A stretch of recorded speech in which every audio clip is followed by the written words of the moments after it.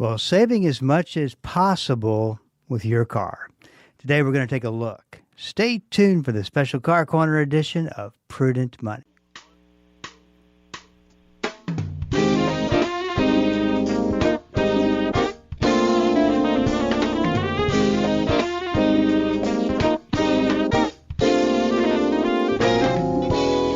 Good afternoon. This is Bob Brooks, and you are listening to the Prudent Money Radio Show. Thanks so much for joining me today. You know I do appreciate it. Well, if you got a question for me, I've got an answer for you. Just go to the website, www.prudentmoney.com. Once you get to the website, just go to the link at the top of the page and click through and ask a question and send that in. We'll get you taken care of. That's all that is all at the website, prudentmoney.com. Well, Tony Joe is here as it is Friday, the special Car Corner edition. He always comes in on Friday to answer your questions, talk a little bit about one of the most expensive areas of life, and through many decades when you need one is an automobile, which is the motivation for doing this program. And it's quite the blessing to me to get to do this with Tony Joe, and we have a great time doing it every Friday. And if you've got a question for Tony Joe, we're not taking them live today because there's a lot of things we want to talk about. And you can go to prudentmoney.com and send it in. Just make sure you put as much detail as possible. Well, Tony Joe, how are you today? I'm doing well, sir. How are you? I am doing good. I'm going to make sure your mic is turned up because I got to make sure you're taken care of. Mm-hmm. There we go. Because most of the time you fail to turn it up. I think that's inherently on purpose, but fail is a tough judgmental word. Funny how every time you address me, you turn the volume down. Like, I don't know what you're talking about. How would you like to save a little bit of money? Of course, I got to thinking about this. You're going to drive anything that's sitting out there that may be yours or may not be yours. And you're going to take one of them home, and then I'm sure you got your own truck, right? How many cars do you think you've got? Enough? 3. Just 3? 3 vehicles, yeah. 3 vehicles? Well, I like different vehicles for different occasions. And so something, yeah, right. Like your Ferrari, right? Bob, it is how many times do I have to explain? It's a Lamborghini, not a Ferrari. Oh, my bad. I thought there was a similarity in the way they look. Get it right. Okay, well, you get to take that out. I get it. But saving as much money as possible, I think, is something people are really starting to think about, considering how much it is these days to maintain. I mean, I'm sure you know a good mechanic that can take care of it in a cost-effective way. Your automobiles, right? Well, yes, I have an advantage, of course. I mean, I do this for a living, but let me tell you, those are the last ones on the list. They are the last one. Nobody wants to fix that car. So maybe this program is for you. Yeah, it's basically how long can you go before the wheels fall off and have to do something. But when you look at the cost of maintaining these cars, let me just say the cost of maintaining a vehicle is inherently true today as it was back in the 90s, the 80s. There was a really kind of a trend that always seemed to hold true, and that was the more you pay for a vehicle, the more the maintenance is to keep it up. Now, that used to mean you're driving a Chevrolet versus a Mercedes, driving a Dodge pickup compared to a Lexus. The higher-end vehicles cost more to maintain, but now, Bob, I've noticed that even a Chevrolet, like a Suburban that's $100,000 now, even that is, because of the price, now that is higher, just as high cost to maintain as right. Some of the European cars used to be. So the trend is still holding true, and there is no choice. You are buying cars now that are they're twice what they used to cost. Well, there's that, no question. And then there's the whole inflation issue. And I always like to take, at least once a month, I like to ask the question, what are you seeing from your customers as far as actions? Because it's all about something that happens in the economy. People react to it. They either react negatively or positively to it. they're already in a particular environment that may be good or not be good. So what are you seeing? Let's just start first with all the people you interact with on a day-to-day basis. Well, it depends on their financial situation. I guess I would have to say, in general, not everybody, but in general, what I see is people fixing, do I need that right now, or can I just fix the immediate problem? But there is an issue with what's becoming an issue anyway is the computer systems are so interactive with each other now. They work on a network. And for instance, Bob, let me just give you one quick example because I can just think of it right now. What's the one thing you got to have to get an inspection now? Check engine light can't be on. Can't be any codes in there. They don't care about the tires or the headlights or the windshield or anything else. You could have no brakes. So you could still pass inspection as long as the check engine light is not on. We are encountering cars where the check engine light will come on for other than drivability issues, as in computer networks. The vehicle that I'm working on particularly has 31 computers on a network of communication.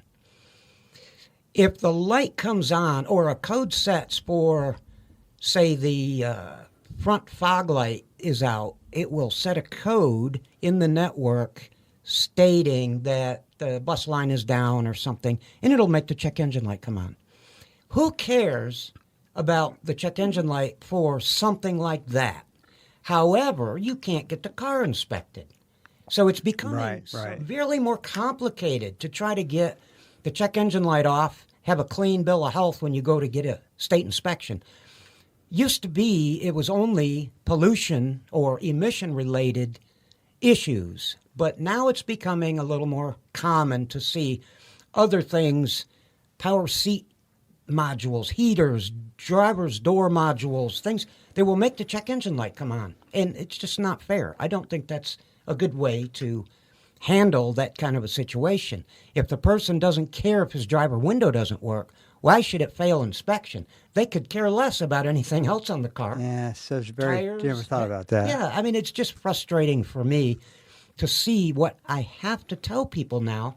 You've got to fix that. Why? Because it'll make the check engine light come on and it won't pass inspection. So it's just frustrating. I don't like giving that kind of news to people that I've known for 30 years, but unfortunately, that's the way it's trending, and there's not anything I can do about it. You know, it makes me, we're talking about the whole idea of being proactive. And do you believe that, yes, you can save a lot of money being proactive with your car? And there's a lot of ways to be proactive. Mm-hmm. Or is it just this hit and miss thing that, sure, you tried, but probably you're no better off by not doing it? Well, I would tell you, this is kind of a bold statement, but it's only my opinion, so keep that in mind. Yes, you can be proactive, and one of the best ways I can think of in today's environment is to get more information. I know cars are a boring topic, especially for women. They don't care. They just want to go, put gas in it and go. And I know unfortunately, it's a boring topic, but it is very, very important in your financial life to be able to have enough information to keep from being ripped off. That's my big statement about today's environment. You need enough information, whether you like it or not, or whether you're interested or not. You got to keep from being ripped when you know that it's, I don't say you know, but let's say I know a mechanic or a oil change, for instance. They bring me an air filter and they say, Tony, you need a new air filter. And I look at it and the thing looks like it just came out of the box. I go, well, okay, you be polite and you don't make a fuss and you say, okay, I'll have my mechanic address that in the future. Thank you. Or they bring you an air filter that's so dirty, they say you need an air filter, and you look at it and you can identify that air filter, whether it's an air filter for the engine or a cabin filter for the car, whatever. You can identify it and say, oh, it is nasty. Okay, so Those kind of things are easy to find out. You go online and you look at a picture of a dirty air filter. You look at a picture of a clean air filter. I mean, there's not a lot of to it that you can't gain the information to know enough that when he presents you with that particular, that's just one little detail out of many, but let's say you didn't know what an air filter was supposed to look like. We can look it up online and you can see that's the advantage of modern technology. You can just look at two pictures and say, well, does it look like that or does it look like that or is it in between? Something else that I'll throw in the mix there when talking about, regular things that you go to the dealership or mechanic, whoever you go to, and it is these service, these times where you got to get your car serviced. It's at 40,000 miles or whatever.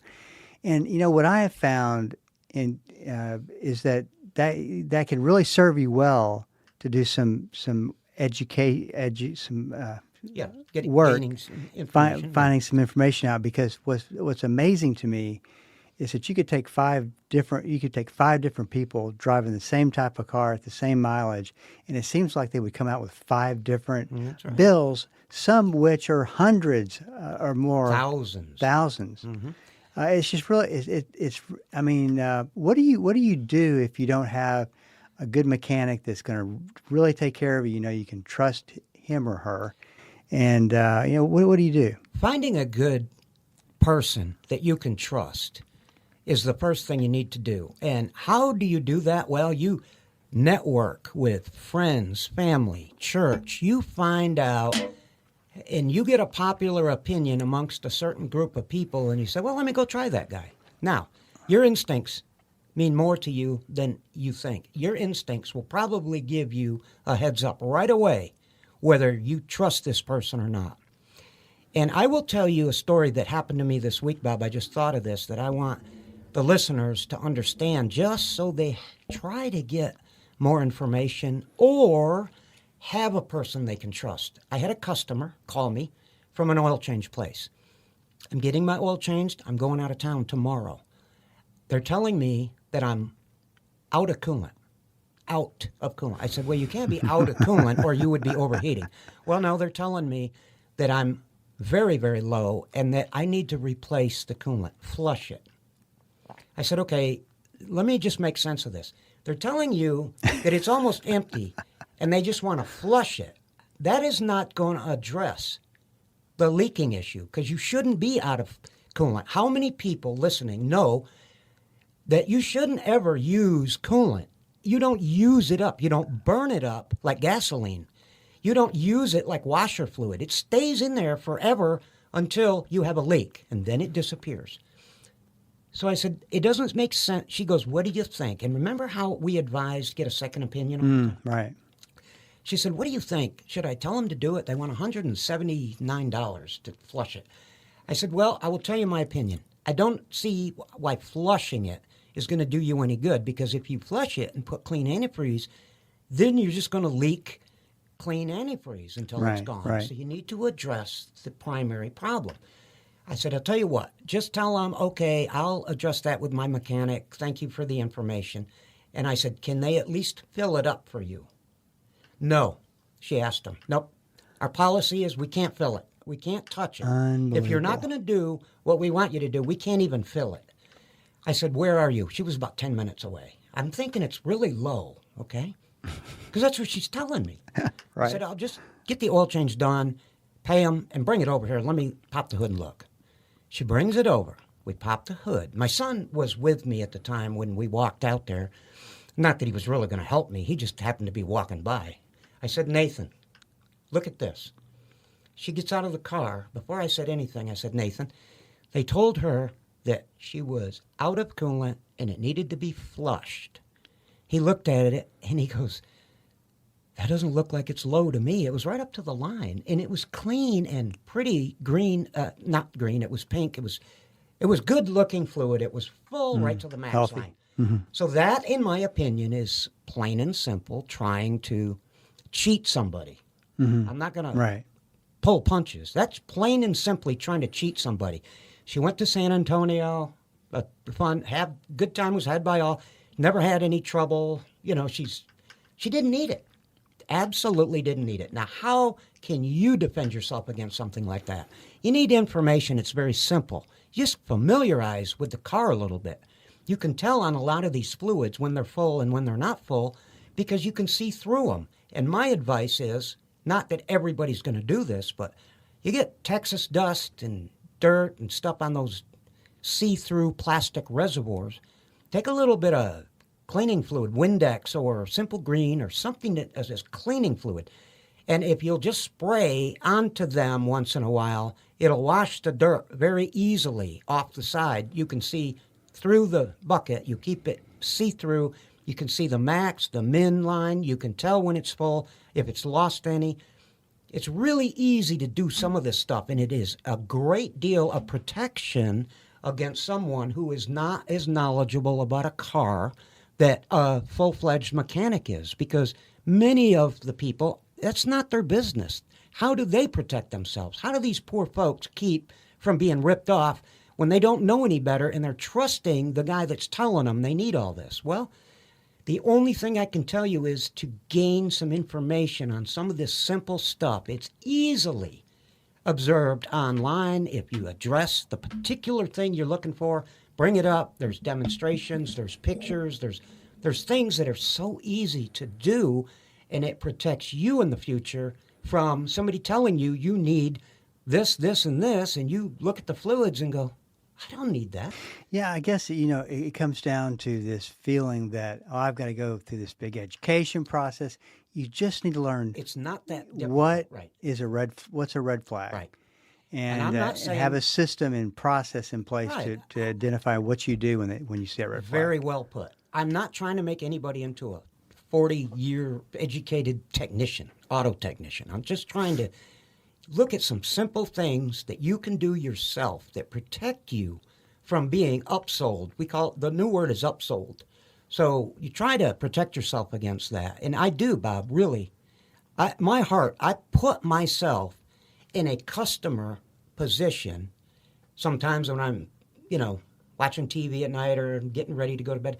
I put myself in a position of, okay, I don't know anything about a car because I have kids of my own, and unfortunately, they know a little bit more than the average person about a car. But what if it was my child and they didn't know anything about a car and I didn't know anything about a car, and my daughter goes in to get an oil change and they try to sell her $2,000 worth of upsold